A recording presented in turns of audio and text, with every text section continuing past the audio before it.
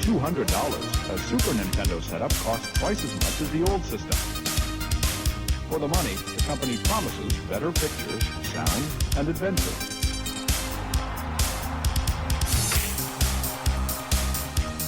Now you're playing with power, superpower.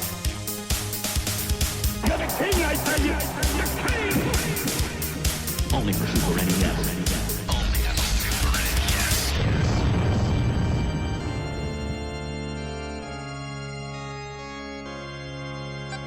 You're listening to the SNES broadcast with your host, Soulblazer. Hello, folks. This is episode 176 of the Super NES podcast. This is your two co-hosts. I am Greg, joined by always by Joe. I'm Joe. Hello. And we are covering today a double header of our second Halloween-related episode. I mean, yes, it is after Halloween. I apologize for that. If we plans better, but you know, hindsight 2020 and all that. But in any event, this is a game we're going to cover eventually sooner or later anyway. So happy Halloween / Thanksgiving. Woo. Yeah. Yeah. Well, I mean, like, you do get turkey legs in this game, so I guess like, it is kind of Thanksgiving related, right? So, I mean, you can make it work, but that's right. Yes, so we are covering a game for one of my favorite franchises of all time. The second Castlevania game came on Super NES, Castlevania Dracula X, which is a game I played back. I played back when it first came out, and then like replayed again for the purposes of the podcast. So, had you played this game before, Joe? Either this game, like the original version? I am going to tell you an amazing story. No. Okay. So, I played Rondo of Blood. Yep. Absolutely really enjoyed that game. I avoided this because for years it was always spoken as a downgraded port of Rondo of Blood. Mm-hmm. Yep. Spoiler, happy to tell you that is not the case here. It's a totally separate game, and we'll eventually get into why I actually like this pretty much. But yeah, I enjoyed Rondo of Blood, and I was excited and yet apprehensive when you mentioned this game, because I was like, it's like I finally get to, experience this game, but at the same time, like, I feel like I've already experienced it. But then, like I said, I learned a few things, and it's not the same, and that's a good thing. Yeah, that's a very popular opinion / belief about this game. So, you're not the only one to feel that way. Believe me. So, yeah. we will get into that like in a moment. So, I'm guessing most people out there are familiar with the Castlevania series, at least in passing. Even you're not like a fan of it. So, we can skip a few of the generalities like when it comes to this game. As Joe mentioned, this is I would call it a reimagining of Rondo of Blood, because it's not a port per se, because there are significant changes between the game, but somebody online called it a reimagining. I'm like, yeah, that's a good way to describe it, because the core of the game is the same, but they always had to make a bunch of changes. Right. So This game originally, this game started out life as like Castlevania Rondo of Blood, which you're wondering, well, why is the game called Dracula X in the States? There's a pretty simple reason for that. This is the 10th Castlevania game that came out. So, in Japan, Rondo of Blood is called Akamaju Dracula X Chino Rondo. So. The Dracula X is part of the Japanese name of it as well too. So, but yeah. So, we've talked before in the podcast about how Konami during this time period made games tailor-strength to each system that they developed games for. So they really, unlike many companies, who recently ported games, Konami actually had the time and resources and teams to actually make a dedicated game to take advantage of the Super NES, take advantage of Genesis, take advantage of the Game Boy, etc., etc. So Rondo of Blood was no exception. Rondo of Blood was designed originally as a CD game for the PC Engine, which we know better in the States as TurboGrafx 16. Mm-hmm. So, and this game came out in Japan in October of 1993. So, and for several years, it was only available in Japan only. So the only way that an American could play the game is if they actually imported the game and modded their system, or got a turbo, or got a PC engine to actually play it on. Right. So.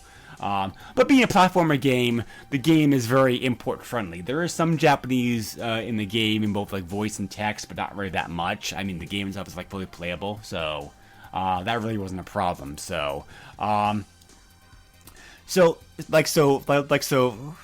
really are very two different versions of the game as we're talking about. I'm going to spend a little bit of time on like Rhino Blood here to start off with. Rhino Blood finally got released. North America and PAL in 2010 when it was made available like the Wii Virtual Console. So that was our first chance to play the original game here in the West. If we want the game now, however, 2018. The game came out with Symphony of the Night as part of the Castlevania Requiem collection, like the PS4. Mm-hmm. So like the PS4, that's probably the preferred way to that's probably the preferred way to get the game now if you want to play it. So yeah, which originally that series was actually released on the PSP, so that was actually available a few years before that. Actually, the PSP collection stuff. Looks a bit different. Is it? So, yes. I swore it was Rondo of Blood that came with that. Maybe I'm not... It is, but it's 2.5. It's, okay. Right, so it's not... if you want like a straight version of the game, then you want to go to the Castlevania Requiem collection, which is still available. By the way, I did check the Virtual Console, and it's still on there as like a PS4 download game, okay. So it is still on there. So the game was also included in the TurboGrafx Mini, if you got one of those... last year, like when it came out, and if you have Turbo Duo limited run games, second podcast where we talked about them, has also announced an English release for the Turbo Duo, like the game as well too. So, not currently out yet, but that is coming. So for those like 5 people out there who are diehard Turbo Duo fans, they can get the game for their system as well too, like fully translated, like in English. So, Castlevania at this time period was just strictly a platformer game. I say this time period because Castlevania is a very weird franchise as far as history goes. Because for many years, the games were just simply like platformers, and then starting with the sequel to this game, Symphony of the Night. After that game, the series kind of broke. The series kind of broke like 2 different paths. We had the more original but now 3D version of the game, which are available for the PlayStation and like the modern consoles, and still continues to this day, like in the Lord of Shadow name, which is basically classic Castlevania game, except the gameplay, except it's all like 3D now. Or if you want to go old school, they still make the 2D more platformer games for the portables. The GBA and the DS, which are lovingly referred to these days as Metrovania games. So, you have that. So, depending upon what your style is, there's two different flavors of Castlevania like out there for you. I always, me, I'm a traditionalist. I've always preferred the older games and like the Metrovania games. I played some of the 3D games. They're all right. They just don't do the same thing for me as far as the appeal goes. Yeah, I agree. But that said, though, they are like very well produced. Yeah. So I mean, like the first game, Lament of Innocence, I really liked. That's the one I probably like the most time with. So Rhino Blood is a typical Castlevania game as far as the gameplay and story goes. The year 1792, you play as Richter Belmont, who's this direct descendant of Simon, like in the earlier games. And once again, Dracula's been resurrected. He kidnaps his girlfriend Annette, the younger sister. like your younger sister Maria, and you have to go to the castle to save them, like, and defeat Dracula again. So, I mean, like, very typical Castlevania gameplay. So, It's another castle. It's another Dracula. yes. Well, Rondo of Blood did do some different things in the series, though. However, for one thing, there's like one the game introduces like alternate routes. Depending on how you go on the stage, whether you go the long way or take a shortcut, you can skip various stages. That also affects the route. The route you go also affects what items you find. What boss you defeat, that kind of stuff. I mean, they did this. They did do this some with Castlevania 3, but this game actually is like kind of like more different as far as the actual like route you take. Like in the stages. So, there's there's that. The game also features different endings depending upon if you actually like rescue the girls or not. So that's also like a cool touch.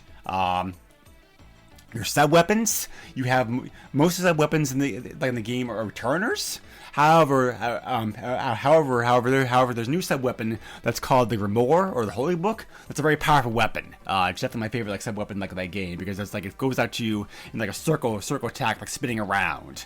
It does a lot of damage to everybody like on the screen. Also, finally, if you once you beat the game, you're actually able to play the game again, like as Maria, which is like a cool touch. So because she's very funny to use, she actually uses like a dove to attack, which like goes out, the flank comes back to you. It does a lot of damage, but you take damage, but the downside is actually more fragile than Richter is. So, because the game also was available on CD, it also features like Red Book audio, so it's very high quality music. There's also there's also like very anime style cutscenes that are in the game every now and then. There's a few of those, so very good use of the hardware, like the time period, like for sure at least. So anyway, so that's so Rondo of Blood did very well in Japan. Sold well, got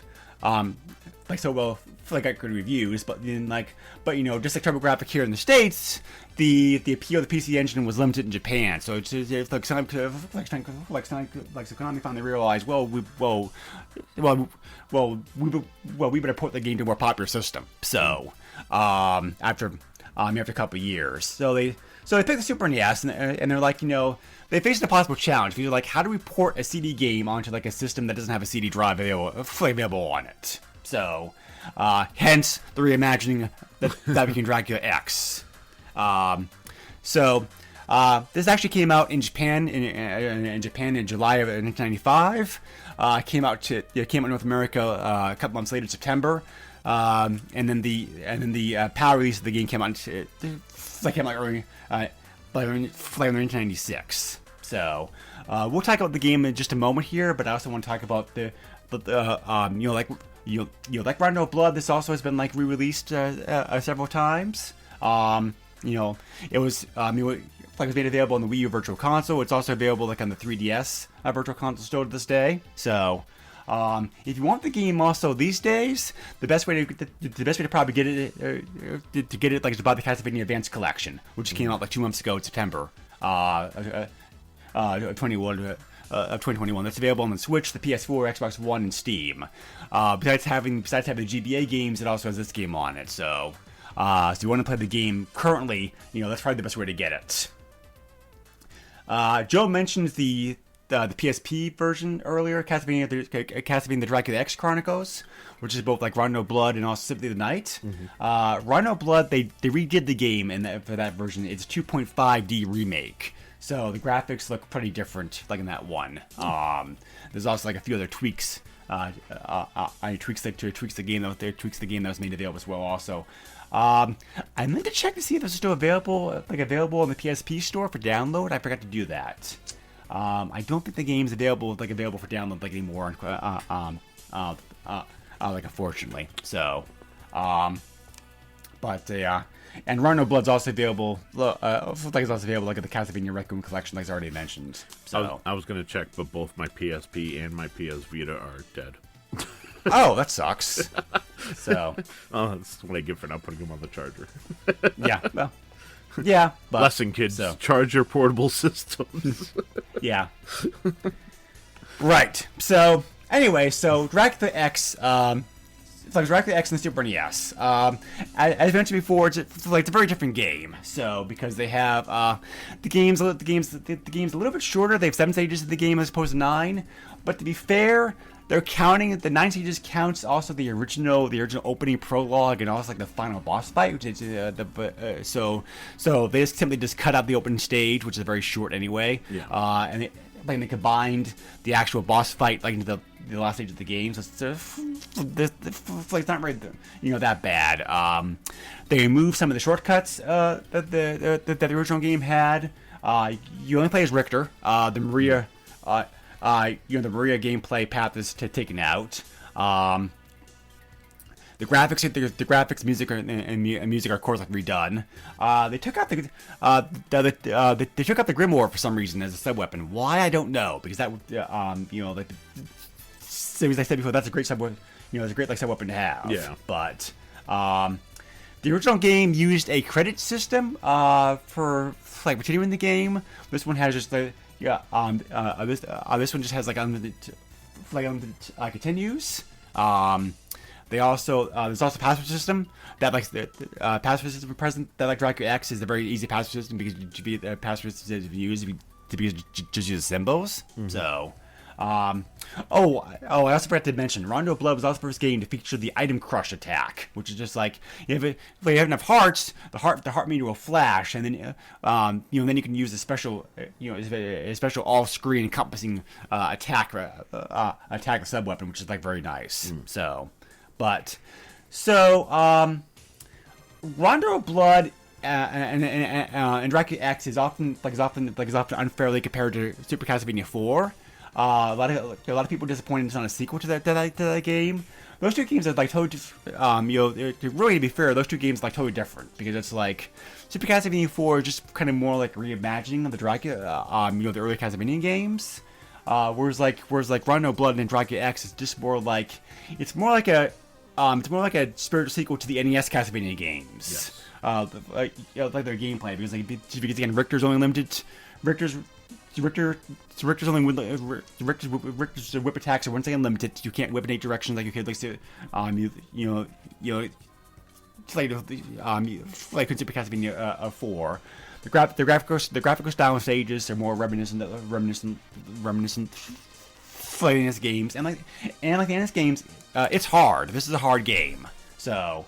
But both Rhino Blood and Dracula X are pretty up there in challenge. They're harder games than Super Castlevania 4 is because again they were kind of mimicking the NES feel to the game. Mm-hmm. So, but anyway, now that I've gone on for a good long time, we're talking about the games themselves and all that kind of stuff.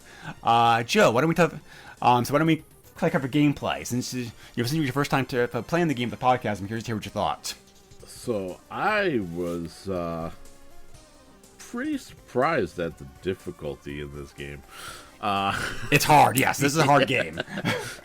I'm not going to mention, embarrassingly, how long I spent on just the first level. But I will say, screw those Medusa heads. They're always a pain. I spent way too much time in that one section. But it was, being able to whip only front and back again for this entry was restricting, but also kind of liberating just because, don't get me wrong, I like Castlevania 4, and I like that reimagining of it, and the fact that you could whip in all 8 directions, and I like some of the stuff that they changed. But this is, to me, this is traditional Castlevania. This is what I expect. This is what I want out of a Castlevania. And as much as I hate those Medusa heads, I expect those things to happen. The knockback, all that stuff. I really enjoyed the sub-weapons in this game. I'm not a big fan of, obviously, the knife. Nobody is. But the axe works fantastic in this game. There's actually quite a few spots in just the very first level where it works out great because you got the skeletons that throw bones at you, and you can use the axe to get them before you can even climb the stairs, even get rid of some of those pesky bats. But the one true weapon, in my opinion, sub-weapon, sorry, is absolutely the boomerang cross. Like, that is, like, to me, like, the minute you get that, and you get that very early in the first stage, like, that's one of those, you hold on to that and do everything you can to not get that. I got screwed a couple times where, like, I dropped the axe, and then I picked up that sub-weapon, and then got hit by a Medusa, and the Medusa knocked me back, and I picked up the axe again, and then, of course, you know, the boomerang flashes and disappears, and just makes me very, very disappointed. That being said, it's Castlevania. You know what you're getting yourself into. Yes, it is hard. It is Nintendo hard, but it's also one of those, learn the patterns, figure out what's going on, take your time, be patient, you'll eventually get to the end. Yes. Yeah. I really enjoyed this game. I really did. Yeah. I mean, now, don't get me wrong, I am so disconnected from my roots and Nintendo hard that it's not even funny. This game kicked my butt, and thank God for unlimited continues. Yes. I still, you know, in all fairness, I still only got to the end of the second stage, and even then, like, that was an accomplishment for me. Like, I literally, like I said, I died embarrassingly a lot in that first stage, especially in that one section once you get to the very top and the Medusa heads start showing up. Like, it was ridiculous. Yeah, but the watch is a must-have. Like, but let me tell you, they get to that area. So the parallax scrolling in the background, the fire effects. God, I can just, because I spent so much time on that first level, I could almost like describe it down to the pixel. But it's amazing. Like, as you're going up to the castle, you're seeing the flames on the outside, and it's like just like the perfect little glow, a little flicker, and then the music is, I mean, it's Castlevania. The music is fantastic, and the whole franchise, even the N64 abominations, had great music. So, you know, this is no different. This is fantastic music and a downloadable soundtrack for sure. Yeah. Yep, it's a pretty good summary. I could, certainly can add on to that. First of all, I would defend the dagger. The dagger does have some uses. There are certain bosses, because the bosses were just like, because the daggers play very quick. You can just find like a safe place to hang out and just like, you know, like shoot daggers. Like, yeah, okay, that's fair. I like them. So yeah, I mean, each sub weapon has their own place. So I mean, like I said, I embarrassingly died quite a lot on the first stage. So clearly, you know, I'm not an expert. Yeah, there's also technically. There was also technically the key counts as sub weapon, because if you want to rescue the girls to get the best ending, you have to find keys. So the key is used to unlock the door. There is a pretty cool trick about the key, however, which we'll talk about here toward the end. But so there is that. But So I forgot to mention a couple of things about the game.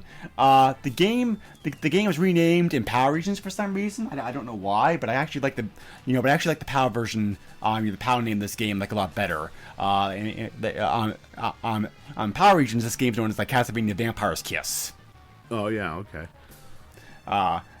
Like pretty cool title. So, this is also the also in case you're wondering, Symphony of the Night, which follows is a direct sequel to like Rondo of Blood. Yes. I mean, up to the point of like Symphony of the Night opens up with like, you know, doing that final fight with like Richter against Dracula from this game. Yep. So, so it's like, you know, pretty cool. The difficulty of this game, I would not say this is the most difficult Castlevania game. I think I think personally the first Castlevania game is harder than this game is. There. and maybe Castlevania 3, but I think to go the hard route. Yeah. Because the Castlevania 3 does have the 3 routes you can go through, which have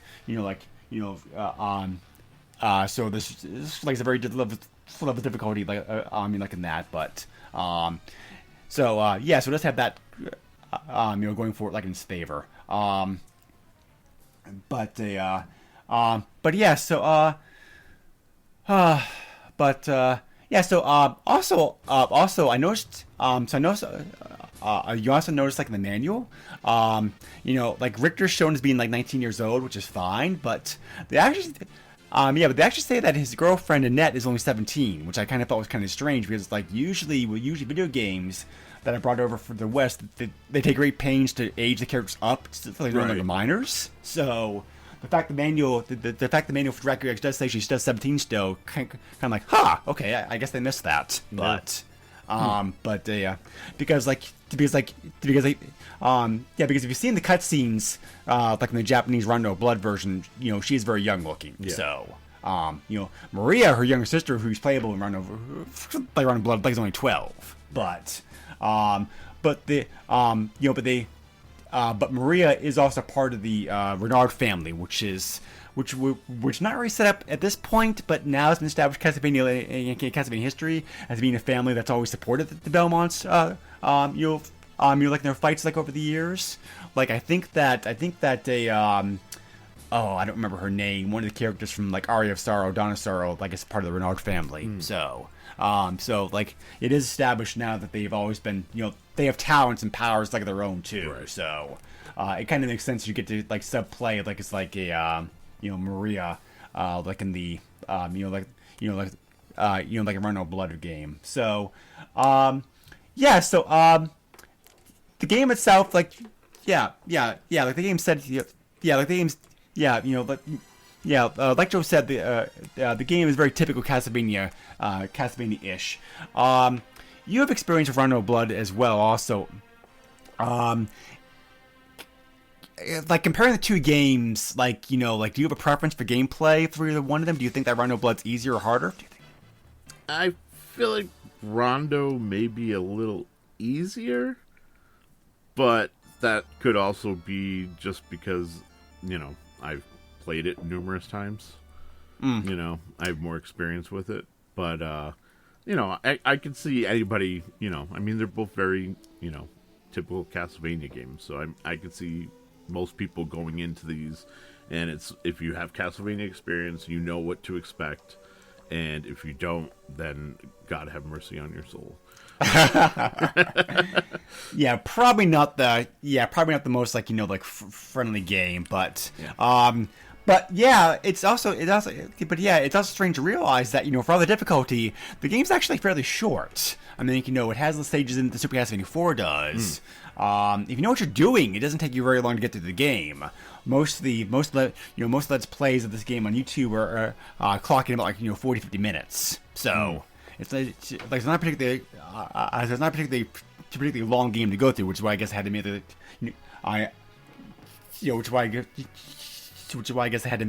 very, very difficult. So yeah, and you figure you don't have the branching paths that could add time to that, so it makes sense.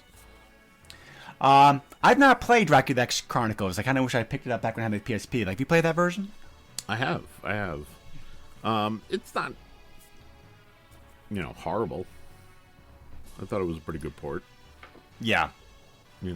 Yeah, I know. Like, I know people have like different feelings about the 2.5 effect and everything. But yeah,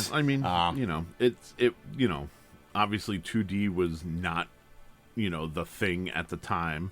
So when they released it, they tried to do a pseudo, 2.5, or they did 2.5.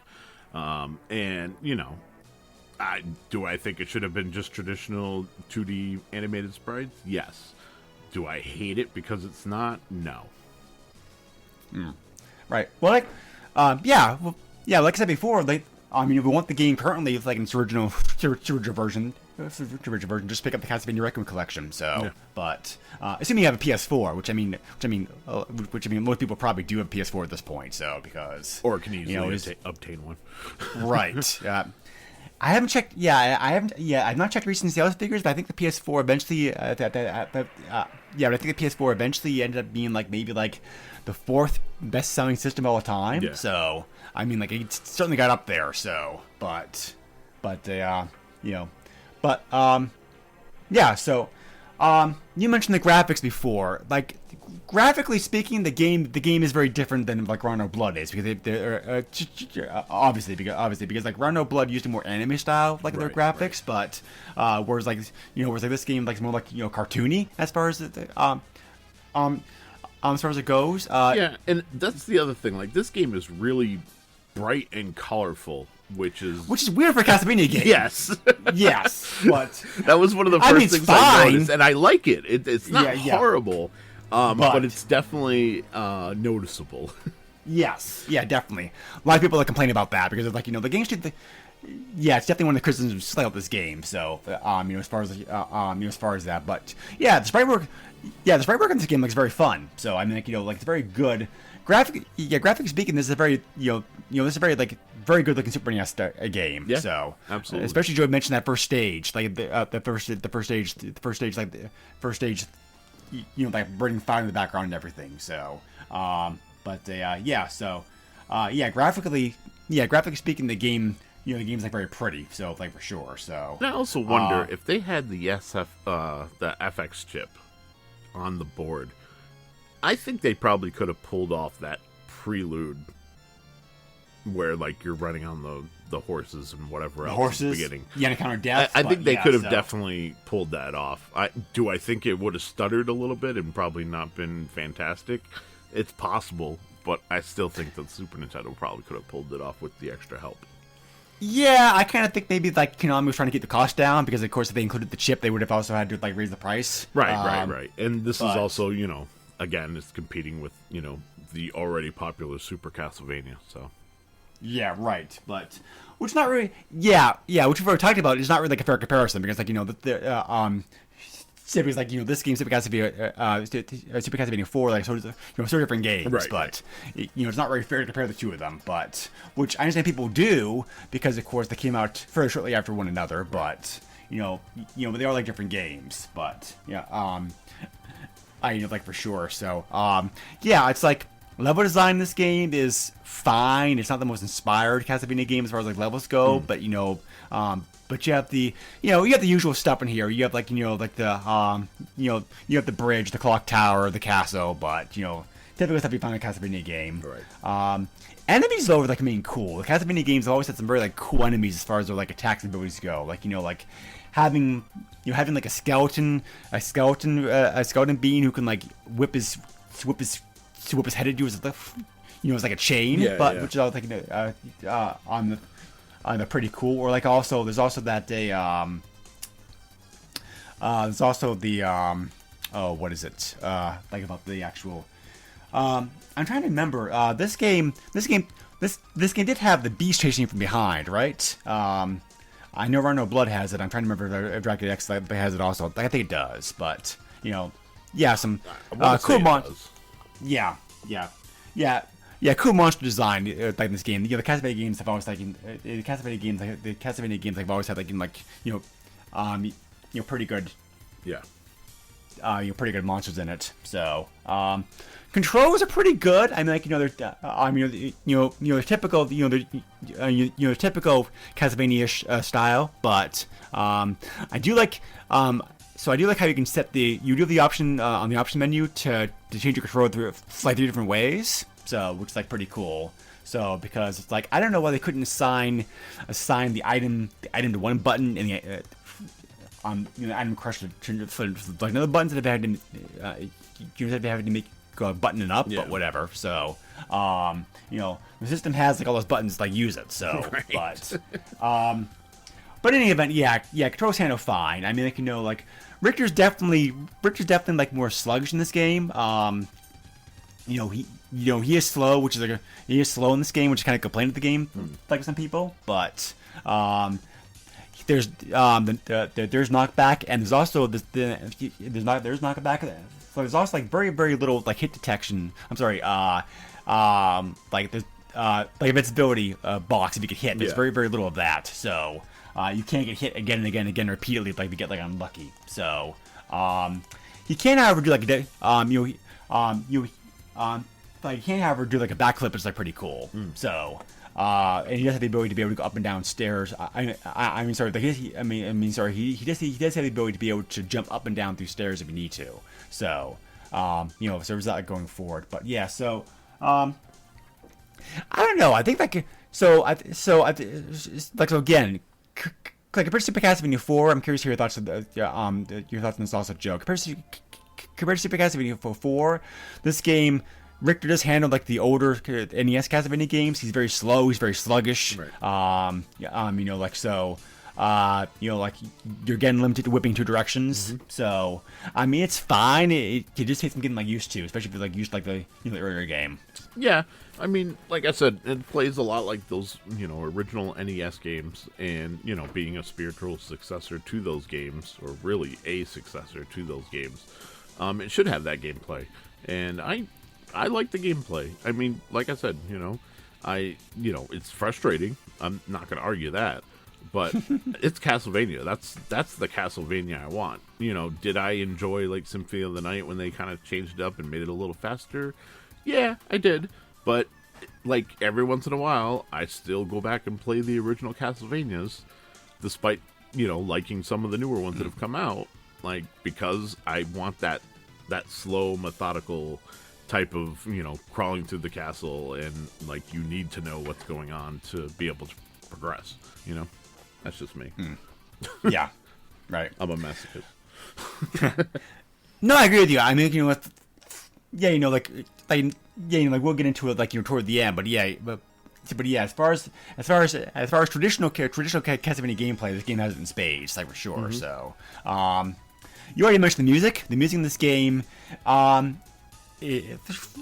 course, a Castlevania game, like even the bad Castlevania games, as you said, like good music. So, they did a very good job. I thought of porting the songs to the Super NES, because obviously the CD version is going to sound better because of the CD quality available to it. But the soundtrack of the Super NES is very, very good. So it's like the music in this game still sounds like very good. Like on that chip. So, and again, this game is a mix of like new music, and also you also hear like some of the favorites like in this game as well. Vampire Killer's here, Beginnings is here, and oh, I'm drawing a blank at the most famous piece like them all of a sudden. Damn it.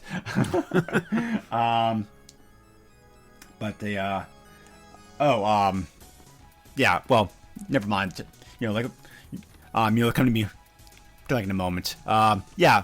So you said that you really enjoyed the music, right, Joe? What's that? I'm sorry. You say really, like the music. Oh in this yeah, game? Do you have a preference? I thought the music was great here. But for the Super Nintendo, you know what I mean. I'm not comparing it to Rondo of Blood, because that's totally. I think that's unfair. But as far as chip tunes compared to the other, to even Super Castlevania 4, if you want to compare it to that, I still think the music's fantastic. And if you look at the peers that were coming out at the same time, it still shines. Yes. Yeah. So, yeah.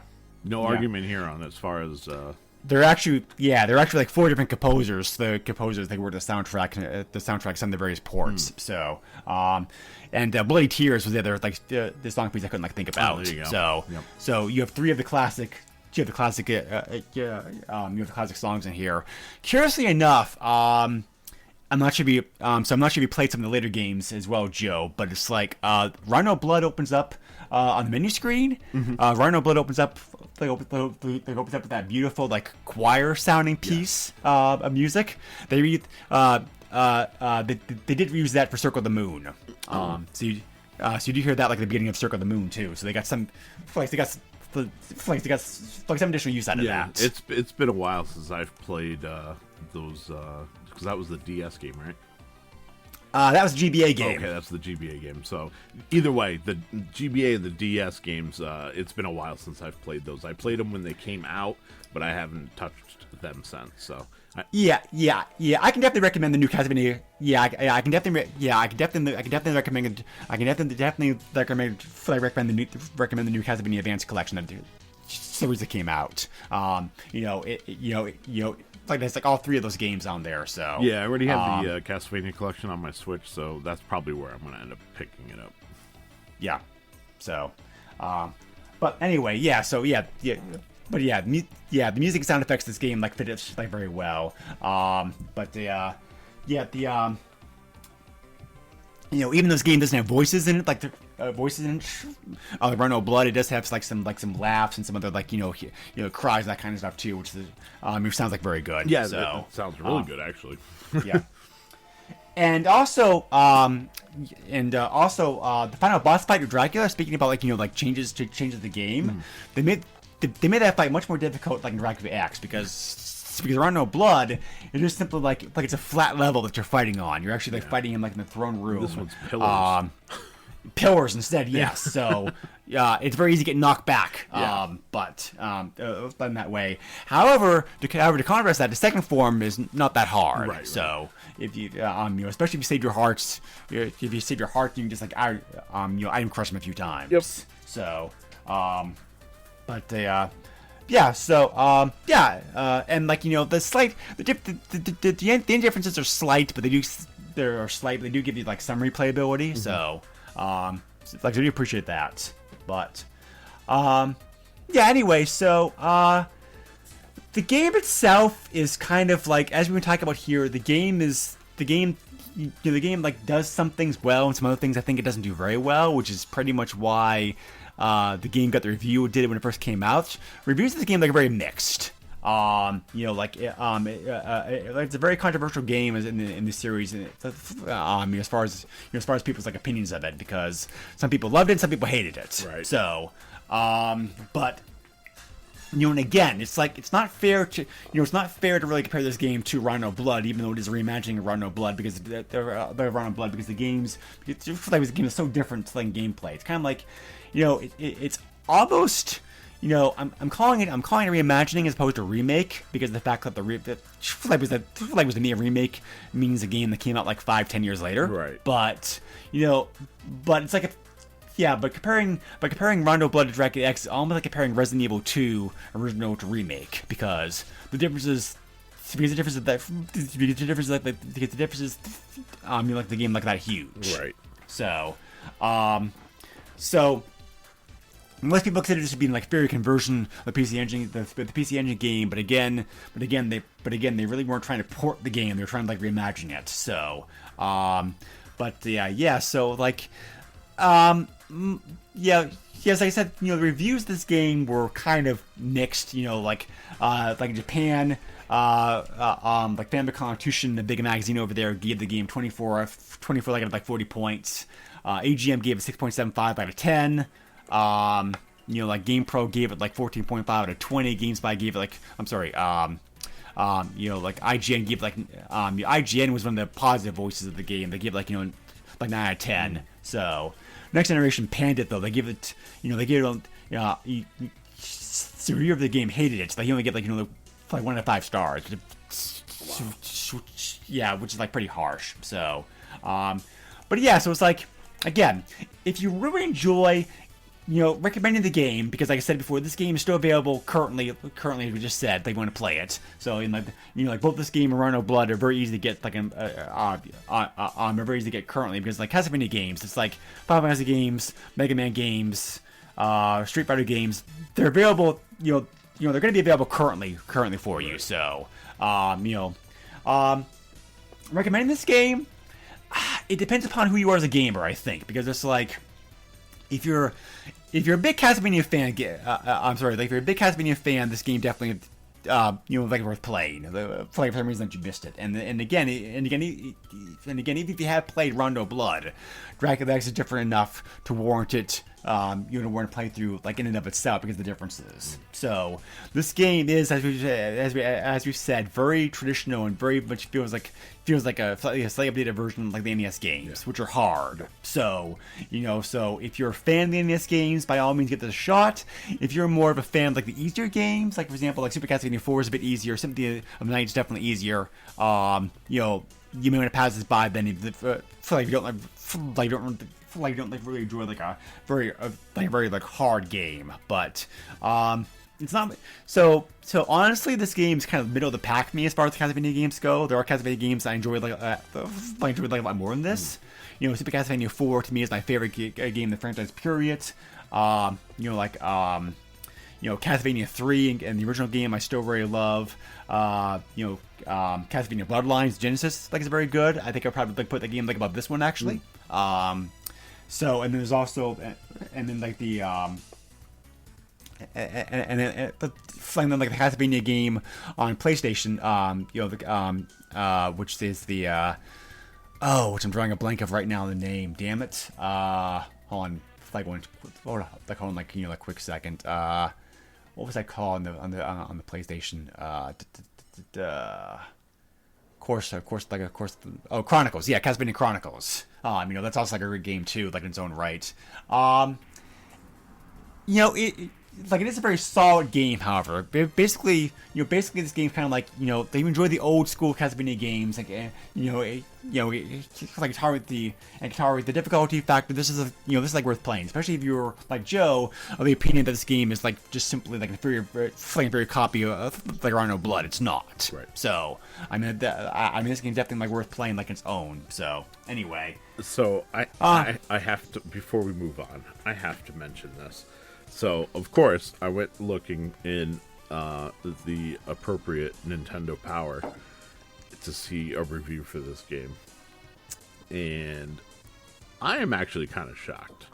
So, it says, the first Castlevania game for the NES became a hit overnight, and Konami has struck with its tried-and-true formula ever since. The formula includes the Vampire Hunter, a whip, and those who assorted secondary weapons while facing lots of haunting enemies. The 3 NES games, 2 Game Boy Advance games, and the previous Super Nintendo titles all feature excellent graphics and music and always provide players with a great challenge. Then it says, Castlevania Dracula X is the next installment. Don't expect great surprises in Dracula X. Konami kept the classic look and feel of the earlier games while making small innovations here and there. Some of the graphic effects, especially in the backgrounds, add a glitzy veneer to the basic action. The artist also managed to add a sense of depth through skillful shading and use of perspective. As for the enemies, many of the skeletons, Medusa's fishmen, and other reprised roles from previous games. The action leads you through 7 stages of danger, with lots of vertical as well as horizontal areas, and a great variety of enemies. Nintendo Power leads you into the shadows in this month's review. So they have like a 4-page spread taking you through each level. So here's where I'm kind of shocked. So the plus that they give is that it's classic Castlevania game design, good graphics, good challenge. The minus is small hero character and music. I guess, yeah. The music varies in quality. I mean, I can see that because, you know, something we didn't talk about in the music. Another like knock people have, another knock people have that they have about this game. I personally don't see it, but I can understand it. They complain some of the music in this game kind of sounds like more upbeat and cheery for a Castlevania game. That'd be like better fitted, that some of the songs like sound better suited like another fighting game as opposed to being here. Okay. So. I mean, I get it. I don't agree with it, but I get it. Yeah, and I mean, the size of the sprite for I almost said Simon Belmont, for Richter, I don't think is a big deal. Like, if anything, it puts more emphasis on the environment that you're in, which helps with the difficulty because you're gonna be mesmerized by the background. You're not gonna be paying attention to the enemies flying at you. So, like, I mean, to be fair, they're not the only ones who said that, though. GamePro also said in their review that the character's like very small. Yeah. So, I mean, I mean, again, to drive home this point, Super Castlevania, Super Castlevania 4 was designed at the ground up to take advantage of Super NES. That's why the game like looks the way it does. Yeah. This game is a reimagining of an older, like a 2-year-old PC Engine game. Of course, the game, like, of course, of course, it could look like it did by the time it came out. Right. It's like, difficult graphical styles. You have to keep that in mind. Yep. So, I mean, like, I get, so I understand the complaints. I don't always agree with all of them. I mean, like, like I said before, the level design could be a bit more inspired. I think the game's a bit like unfair in some places. Like, being able to be hit immediately again and again and again is not fair. Right. The knockback is like very annoying, of course. But again, it's like, again, like I said before, this is like classic Castlevania game. If you enjoy that kind of stuff, for anyone to put the time into it. So, but yeah, anyway, so, so, and like, it's like I enjoyed Rhino Blood more too, but but it's not really like fair to compare the two. Yeah, but that's what I'm saying. Like, it's not really, it's not really, it's not really fair, like comparing the games. Right. So, but anyway, so, I think it's everything I can say about this game at this point, except like the final stuff toward the end. Do you have any final thoughts that you want to say about the game before we move on here, Joe? No, I think I've said my piece, and people should know that they should probably check this out. Right. So. There's two cool things about this game as far as like secrets go. One is because of a glitch in the password system. If you want to go to the last stage in the game with the best ending, all you need to do is take your password in the game and then change the bottom right fire symbol to an axe, and that will and that'll set the flag to take you to the last stage, like the best ending. So. You can do that if you want to as well too. So, also if you manage to beat a stage with full health, you also pick up like an extra like 1-up. Huh. So, and there was like one last other trick in this game. I mentioned before the key. So, the key kind of sucks when you have it in your inventory. It seems like because because you can't use it. You try using it. Like item crush mode, you just get like a question mark like over your head, like But so, like you definitely have to be conscious when getting the keys to free the girls if you want to have the best ending. However, there is a glitch in this game. Maybe a glitch. Maybe it was designed designed this way and as a secret for people to find. I'm not really quite sure.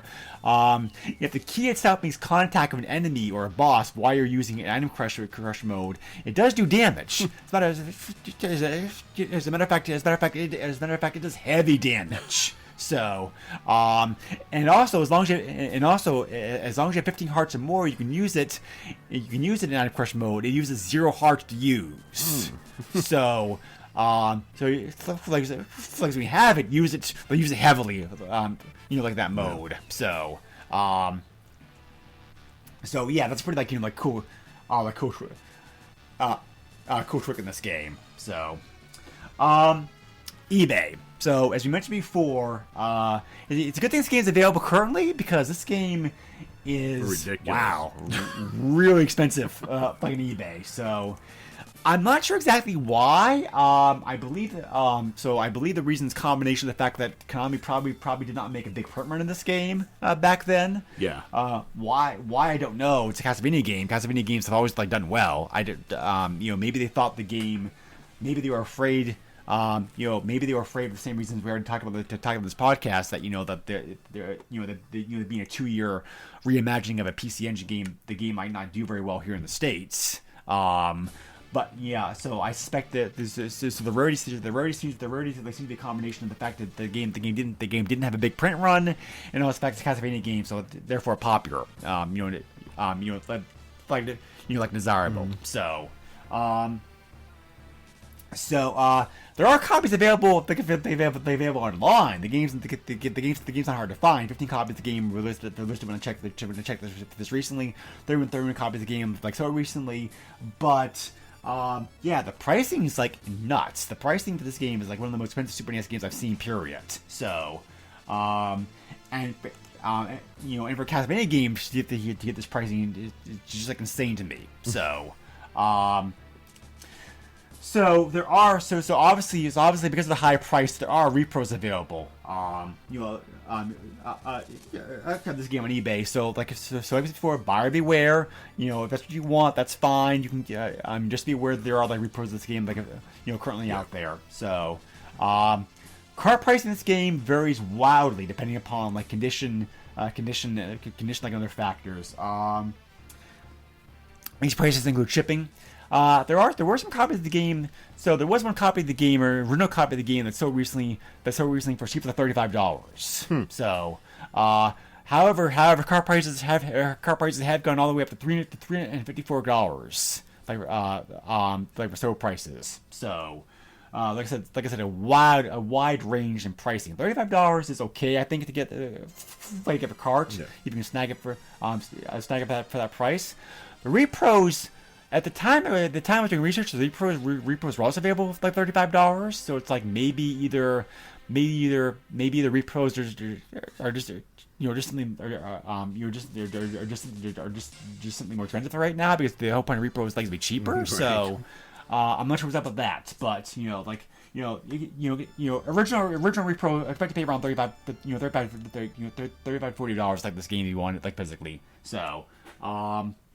However, CIB, oh boy, this is where it gets like really nuts. So, not many examples on there on the store recently. So, there's only as a matter of fact there's only 2 copies of the game that sold recently. A boxing game copy, a boxing game version of this game, no manual, sold for a whopping $410. And then a complete copy of the game in very good condition, like I admit. This is a complete version of the game with like box manual game, like in all like very good shape. Do you want to take a stab, Joe, at how much like this version sold for?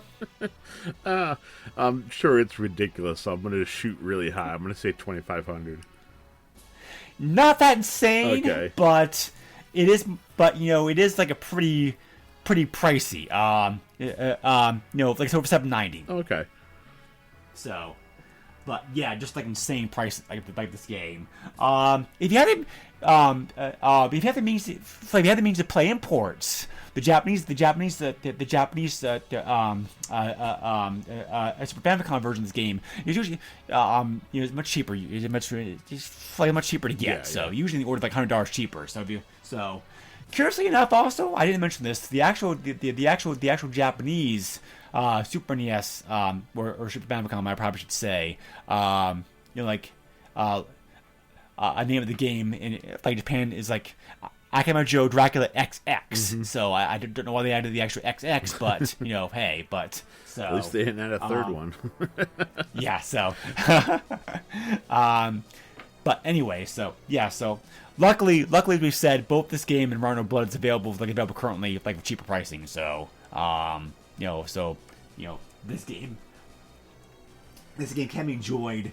I don't remember how much the collections are going for currently right now. I want to say maybe around like $20-$30. Yeah. So, but yeah, so like pretty good pricing. But anyway. So, yeah, that's Dracula X. So, yeah, very good game, and they definitely, and probably the last true of the, of the traditional, well, Chronicles came out, but the old style 2D platformer versions like this game. Yeah. So, glad we covered it and glad you had glad you ended up having like a positive impression like the game. Yeah. So. This is like I said, it was a pleasant surprise because like I said, I avoided this because I thought it was a port for so many years, and then to see that it wasn't, and that it was a very pleasant playthrough for the most part. Yeah. You know. Yeah. I enjoy Yeah. it. It's just too bad that. Yeah. Just too bad that. Yeah.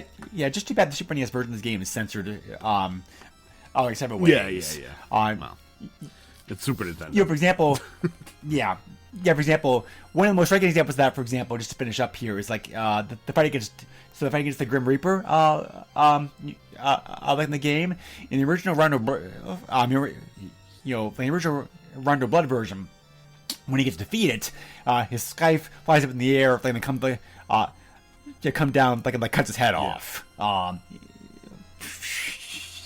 Like blood gushes out, and of course, all that's missing from like Dracula X. Yep. But hey, like it is what it is. So anyway, yeah, so like fun game. So anyway, we're gonna be looking at a more rare game next time around. A game I never actually have played. We have another guest host coming up on the. I guess we're coming up playing the podcast. We're going to be joined by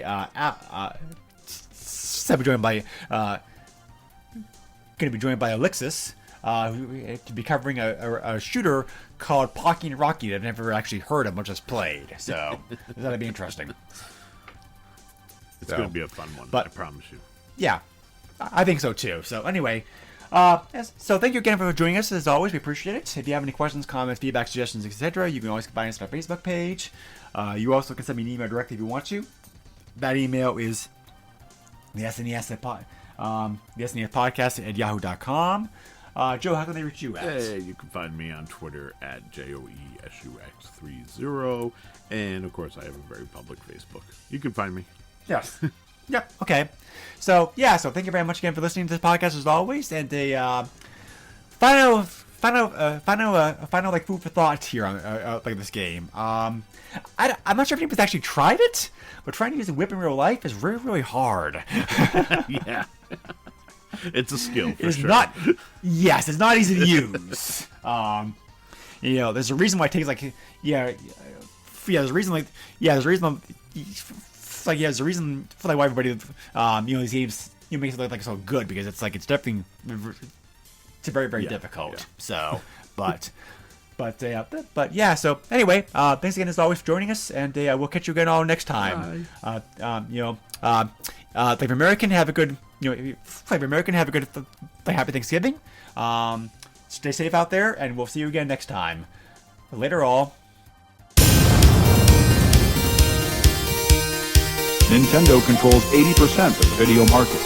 But no matter how you play the game, or which game you play, things definitely have come a long way since Pac-Man. Now you're playing with power. Super power.